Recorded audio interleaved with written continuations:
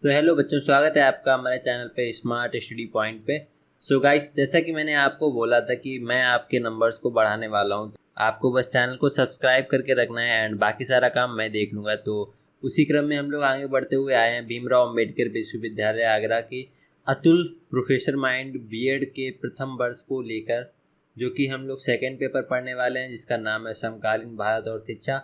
जैसे कि आपने देखा होगा, कल के दिन आगरा यूनिवर्सिटी ने एक नोटिफिकेशन जारी किया था कि हम लोग एग्ज़ाम सब्जेक्टिव नहीं ऑब्जेक्टिव करा रहे हैं, जिसकी वजह से मुझे अपने नोट्स बदलने पड़े। तो ठीक है, फिलहाल हम लोग सब्जेक्टिव की जगह ऑब्जेक्टिव तरीके से तैयारी करने वाले हैं, अच्छे खासे मार्क्स आप स्कोर कर पाएंगे। चलिए फिर शुरू करते हैं बिना किसी बकवास के। तो हम लोग वस्तुनिष्ठ प्रश्न यानी कि बहुविकल्पिक प्रश्न लेने वाले हैं, जिसमें पहला क्वेश्चन है कि उपनयन संस्कार संबंधित है। तो गाइस, आपको पता होगा उपनयन संस्कार, जब वैदिक काल में कोई व्यक्ति या बच्चा पहली बारी शिक्षा लेने जाता था तो उपनयन संस्कार कराया जाता, जैसे रुद्र अभिषेक टाइप। भारत में संवैधानिक मूल्य हैं, तो भाई समता तो है ही, समानता भी है, धर्मनिरपेक्षता भी है, यानी इसका मतलब है कि all of these. Next question है हिंदू धर्म में पुरुषार्थ कहते हैं। तो आपको पता होगा हिंदू धर्म में 4 पुरुषार्थ हैं: धर्म, कर्म एंड अर्थ एंड मोक्ष। ठीक है, तो ये 4 पुरुषार्थ हैं अपने हिंदू धर्म में। ऑपरेशन ब्लैक बोर्ड संबंधित है, तो नई शिक्षा नीति जो 1986 है, इससे ऑपरेशन ब्लैक बोर्ड संबंधित है। श्री अरविंद जी का जन्म कब हुआ था? तो इनका जन्म हुआ था 15 अगस्त 1872 में। एडुसियर का अर्थ होता है पथ प्रदान करना। बौद्ध काल में शिक्षा का माध्यम था, तो बौद्ध काल में जो शिक्षा का माध्यम था वो थी पाली। सत्य के साथ मेरे प्रयोग, इसकी रचना करी थी महात्मा गांधी जी ने। यूजीसी की स्थापना हुई थी। यूजीसी की स्थापना हुई थी 1953 में, जिसका अर्थ है यूनिवर्सिटी ग्रांट्स कमीशन, जो कि अब्दुल कलाम आज़ाद जी ने कराई थी। भारतीय संविधान के किस अनुच्छेद में शिक्षा का सार्वभौमिकरण का प्रावधान किया गया? तो जहाँ पे शिक्षा की बात है वहाँ पे 45 एंड दूसरा रहता है अपना 21। ठीक है, 21A, ये जो दो हैं ये मोस्टली शिक्षा के लिए ही हैं। ठीक है, एंड नेक्स्ट क्वेश्चन है वंचित वर्गों में सम्मिलित है। तो वंचित वर्गों में अनुसूचित जातियां भी हैं, जनजातियां भी हैं, महिलाएं भी हैं, शारीरिक एवं मानसिक दिव्यांग भी हैं। तो इसका मतलब है ये सारे के सारे लोग जो हैं वो वंचित वर्ग से सम्मिलित हैं। एंड नेक्स्ट क्वेश्चन है राष्ट्रीय ज्ञान आयोग का गठन निम्नलिखित में से किसकी अध्यक्षता में हुआ था? तो सैम पित्रोदा जी के अध्यक्षता में हुआ था। राष्ट्रीय ज्ञान आयोग की स्थापना 13 जून 2005।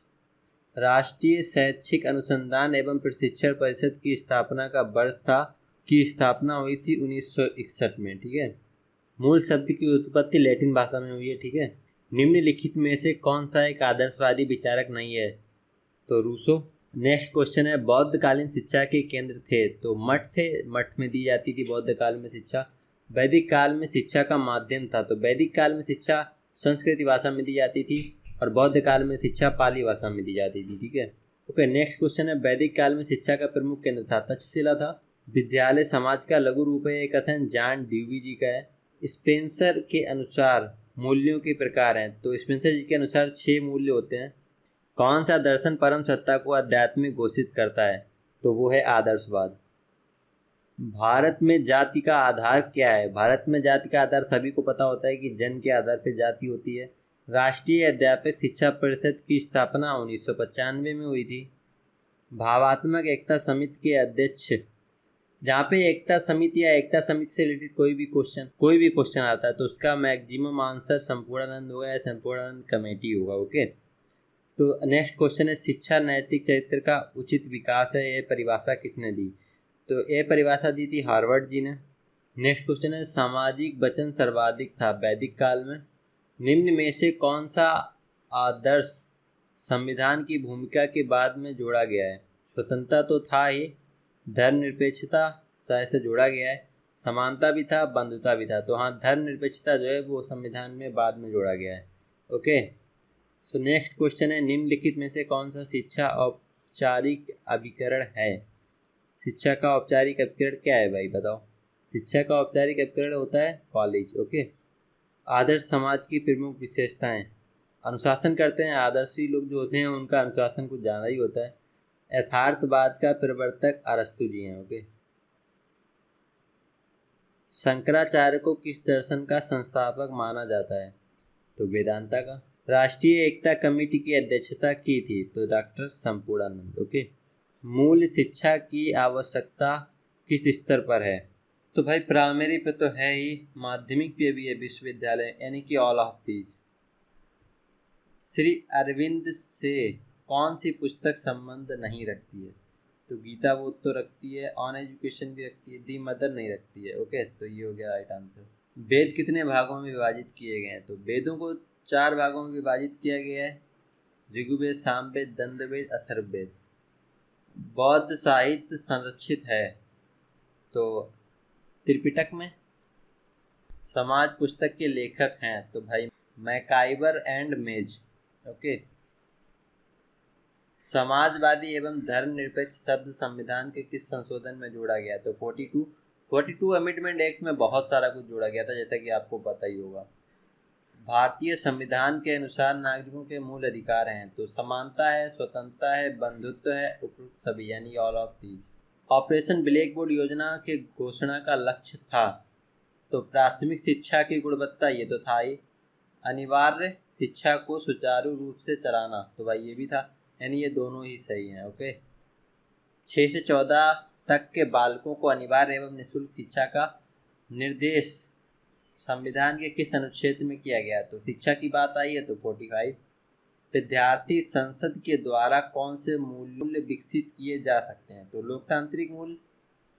भावात्मक एकता के निर्माण में शिक्षा महत्वपूर्ण भूमिका का निर्वाह कर सकती है। बात आई अगर एकता की तो हम क्या कहेंगे? संपूर्णानंद की। राष्ट्रीय एकता समिति, भावात्मक एकता समिति का गठन कब किया गया था? तो 1961 में। सर्वप्रथम कॉमन स्कूल का समप्रत्यय किसने दिया था? तो कोठारी आयोग ने दिया था। याद रखना इस क्वेश्चन को, आ सकता है। ओके, सो अभी हम लोग 50 क्वेश्चन करने वाले हैं, बाकी नेक्स्ट वीडियो में देखेंगे। भारत में मुक्त विश्वविद्यालय सर्वप्रथम कब स्थापित किया गया था? तो 1989 में। NCTE किस प्रकार की शिक्षा में सुधार से संबंधित है? तो NCTE शिक्षण शिक्षा के सुधार से संबंधित है। NCERT एक स्वायत्त शासी संस्था के रूप में कब स्थापित हुई? तो 1961 में स्थापित हुई थी। ठीक है। नई शिक्षा नीति में प्रौढ़ शिक्षा को क्या नया नाम दिया गया है? तो जो नई शिक्षा नीति है उसमें प्रौढ़ शिक्षा को कहा गया है सतत शिक्षा, सतत शिक्षा। ओके, सो अभी आज के लिए हम लोग 50 क्वेश्चन रखते हैं एंड नेक्स्ट वीडियो में मिलते हैं आपसे किसी अच्छे से टॉपिक के साथ। एंड आज का क्लास कैसा लगा आपको मुझे कमेंट में बता देना। बाकी जो भी फीडबैक हो आप प्लीज़ दे देना, क्योंकि ये मेरा इस वाले चैनल पर थोड़ा नया एक्सपीरियंस है। हालांकि सच में नहीं है, बट फिर भी आप लोग को जैसा चाहिए होगा कंटेंट उस तरीके का मुझे बताइएगा, मैं बनाने की कोशिश करूँगा। ठीक है, तो ठीक है, फिलहाल इस वीडियो के लिए बस इतना ही रखते हैं और फिर मिलते हैं नेक्स्ट वीडियो में। तब तक के लिए बाय बाय।